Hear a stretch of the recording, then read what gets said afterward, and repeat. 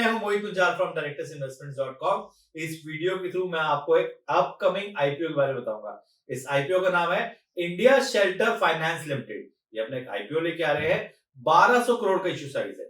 इसकी important dates and details यहाँ पे मेंशन्ड है, आप देख सकते हैं। इंडिया शेल्टर फाइनेंस लिमिटेड, ये कंपनी क्या करती है, क्या इस आईपीओ में इन्वेस्ट करे, क्या ऐसा ग्रे मार्केट प्रीमियम। इस वीडियो को एंड तक देखें and you will have an exact idea क्या इस आईपीओ में इन्वेस्ट करे या इसको स्किप करे। इंडिया शेल्टर फाइनेंस लिमिटेड, ये कंपनी इनकॉर्पोरेट हुई थी 1998 में एंड इसका मेन काम है हाउसिंग फाइनेंस। ये कंपनी प्रोवाइड करती है loans for house constructions, extensions, renovations, purchase of new homes और प्लॉट्स। कंपनी आल्सो प्रोवाइड करती है loan against property. Company loan amount offer करती है between 5 lakh to 50 lakh for a tenure of up to 20 years. अगर हम 30 नवंबर 2023 का डाटा देखें तो इंडिया शेल्टर ने 5500 करोड़ का तो लोन डिस्ट्रीब्यूट किया हुआ है to different families for their homes as well as for their extensions.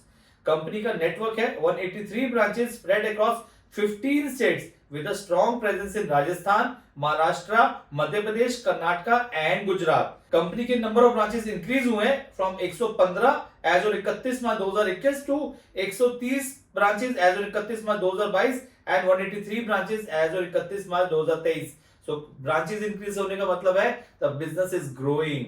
India shelter finance corporation के इन हाउस टीम है जिसमें 300 से ज्यादा कलेक्शन ऑफिसर्स है एज ऑन 31 मार्च 2023 के डाटा के हिसाब से। To enhance customer satisfaction, India Shelter has launched iServe, a dedicated customer service applications catering to queries and concerns for existing customers online on time. आप ये सोच रहे हो कि कितना रेवोल्यूशनाइज कर रहे हैं। They are doing it in a digital way. अब हम डालते हैं नजर कंपनी के स्ट्रेंथ पे। कंपनी की स्ट्रेंथ ये है आपके सामने। कंपनी का fastest growing asset under management है under housing finance companies in India, which is likely to be backed by rising urbanization, growing disposable income and favourable demographics. तो ये सब फैक्टर्स है जिसकी वजह से इनका फास्टेस्ट ग्रोइंग एयूएम है।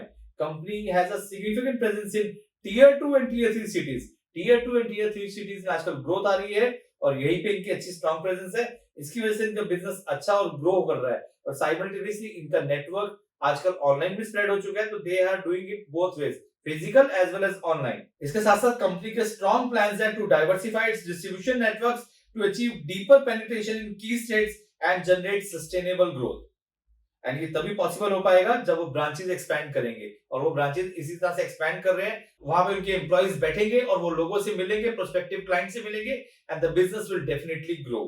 Company is also focused on diversifying its borrowing profile, optimizing borrowing costs and maintaining a positive asset liability management position, which is very good कि इनके डिफॉल्ट्स पे भी इन्होंने फोकस किया हुआ है कि डिफॉल्ट्स मिनिमल हो या कम से कम हो।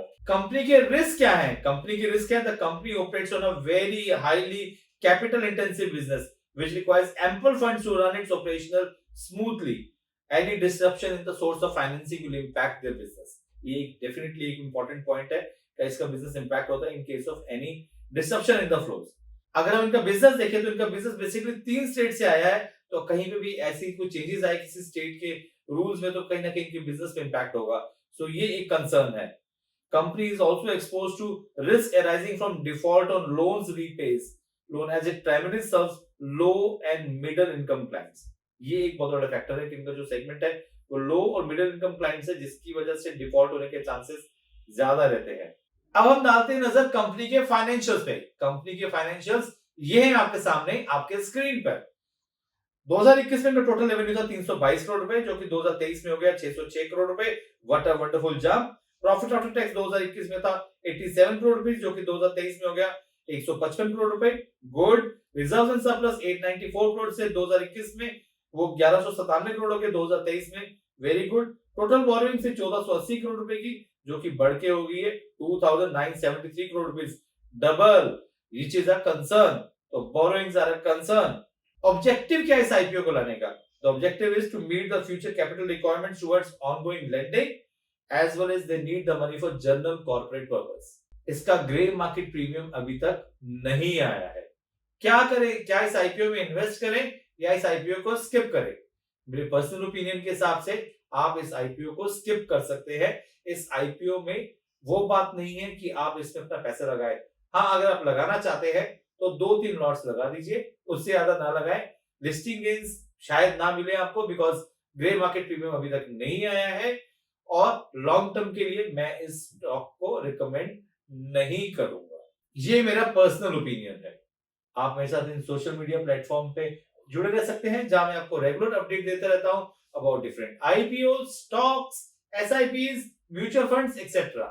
अगर डीमैट नहीं खोला है तो नीचे दिए लिंक पे क्लिक करें, ओपन योर डीमैट अकाउंट बिना किसी चार्ज के। और हाँ, मेरे यूट्यूब चैनल को लाइक एंड सब्सक्राइब जरूर करें।